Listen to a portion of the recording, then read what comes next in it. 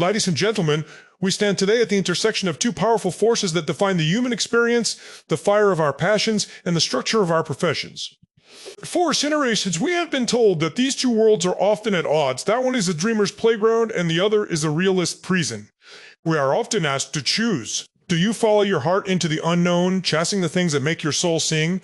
Or do you follow the proven path of a profession that promises security, status, and stability? This is not just a career choice. It is a question of how you intend to spend the finite currency of your time on this earth. Passion is that visceral pull, the thing you would do even if no one paid you a cent. It is the artist lost in a canvas, the programmer solving a logic puzzle at 3 in the morning, the gardener who finds peace in the soil. Profession, on the other hand, is a social contract we sign. It is our contribution to the economy, our way of providing for ourselves and our families. But what happens when we view them as enemies? When we view a profession as a soul-crushing necessity and passion as impractical luxury, we create a rift in our own happiness. The truth is that passion without direction is just a hobby, and a profession without heart is just a job. To live a truly motivated and fulfilled life, we must stop looking at these as binary choices. We must look at the foundation of why we work. We live in a world that often prioritizes the what over the why. We are defined by our job titles, our salaries, and the logos on our business cards.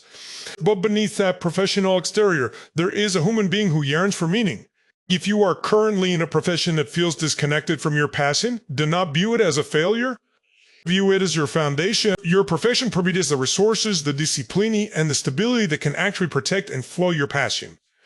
Many of the greatest creators in history held day jobs that sustained them while they built their dreams in the shadows. They understood that the profession was the soil and the passion was the seed. You cannot have the flower without the dirt. Motivation often wanes when we feel we are living a double life, one for the paycheck and one for the soul. Or what if you started to see your profession as a skill-building laboratory for your passion? The discipline you learn in a corporate office, the communication skills you develop in retail, the resilience you build in a high-pressure trade, these are the very tools you will need to turn your passion into something world-changing.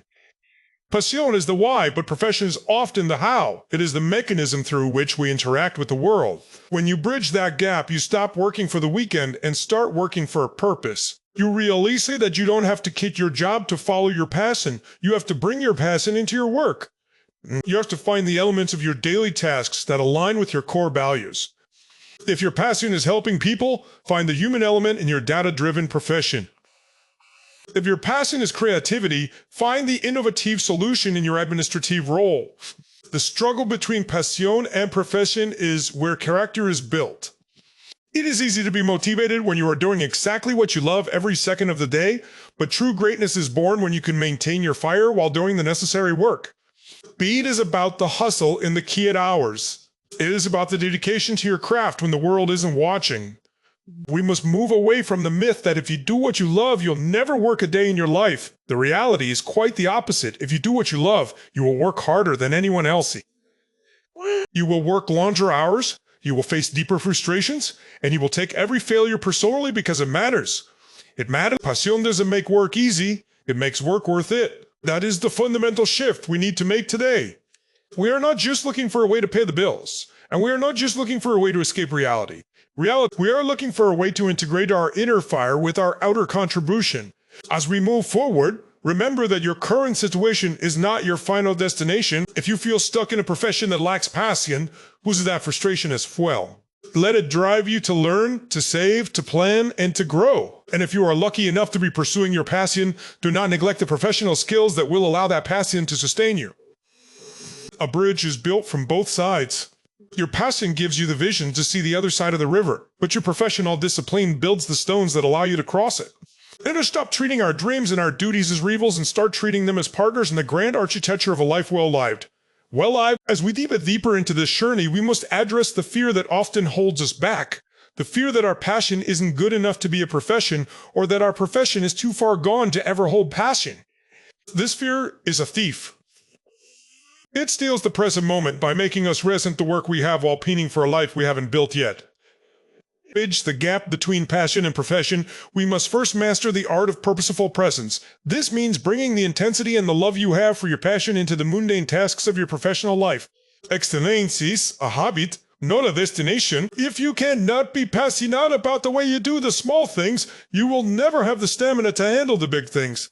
Think of the world's most successful people. They didn't just stumble into a passion job. They worked with such intensity and such a unique perspective that their passion became undeniable, eventually carving out a space for itself in the professional world.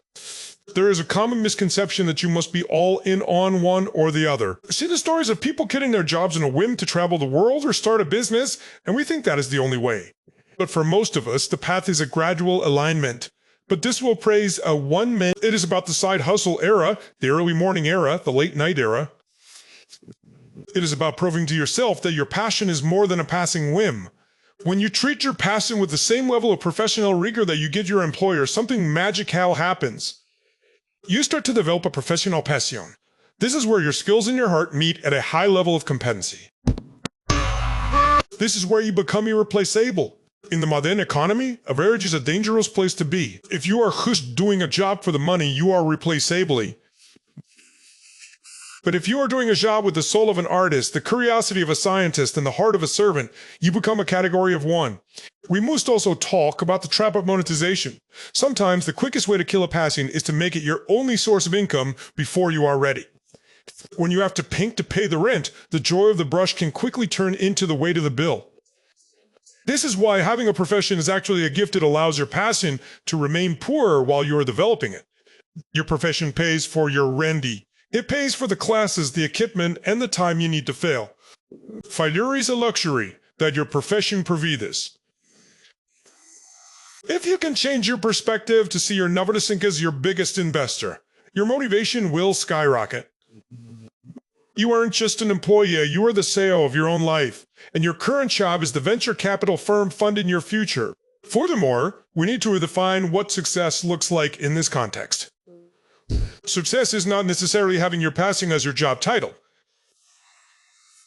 Success is living a life where your passion and profession are in harmony. For some, that means a high-powered career that they love. For others, it means a stable, low-stress job that allows them 20 hours a week to dedicate to their true calling. Both are valid. Both are successful. The misery comes from the misalignment when you want one but are stuck in the other without a plan. Motivation is the child of clarity. When you are clear about the role your profession plays in your life, you stop resenting it. You start using it. You start showing up earlier, working smarter, and learning faster because you know exactly what that paycheck is buying you. It's buying you the freedom to be who you truly are.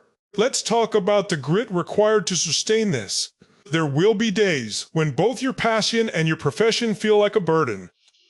There will be days when the dream feels like a delusion. In those moments, you don't need passion, you need discipline. Passion is the spark that starts the fire, but discipline is the wood that keeps it burning through the night. If you only work on your passion when you feel like it, you are an amateur. If you want to make it your life, you must be a professional. This means showing up when you're tired, when you're discouraged, and when the results aren't showing yet. The bridge between passion and profession is paved with boring, repetitive, difficult work. But every brick you lay is a step toward a life where you no longer have to wear a mask. Every skill you master in your profession is a weapon you can use for your passion. In this final stretch of our journey, let us look toward the horizon. Why does any of this matter? It matters because a world where people are disconnected from their passions is a cold, mechanical world. It is a world of quiet desperation. But a world where people bring their passions into their professions is a world of innovation, empathy, and joy. When you decide to bridge these two worlds, you are not just doing it for yourself. You are doing it for everyone who interacts with you. Appassionate doctor heals better. Appassionate teacher inspires more. Appassionate janitor creates an environment of dignity.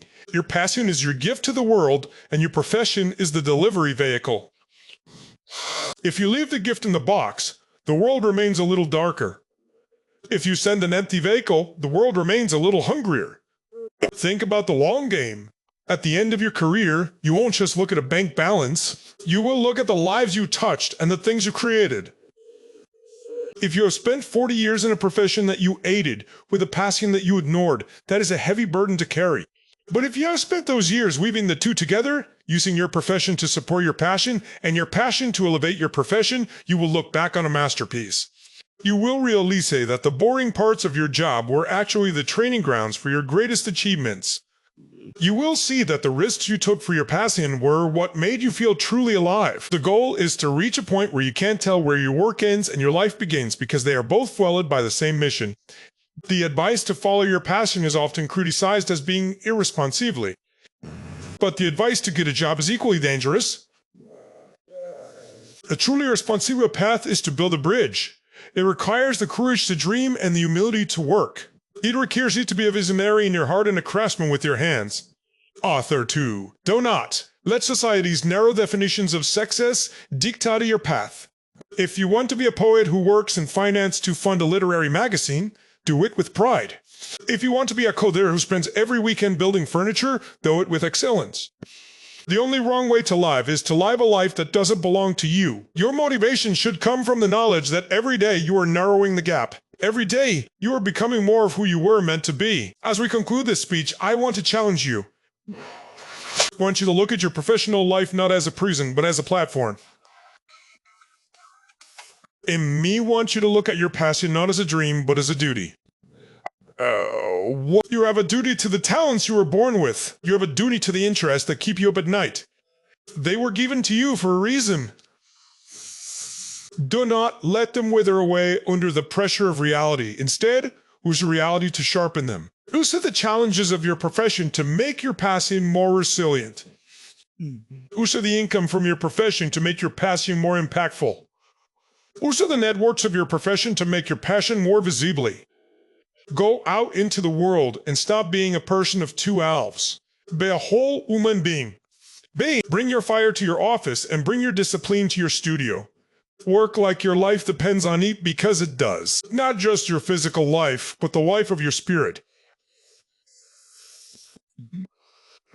The bridge is there waiting for you to build it. It won't be built in a day, and it won't be built without sweat and sacrifice. But, promise you, when you stand in the middle of that bridge, looking out at the life you have created, a life of both passion and profession, you will know a kind of peace and power that most people only dream of. That is the definition of true success. That is the source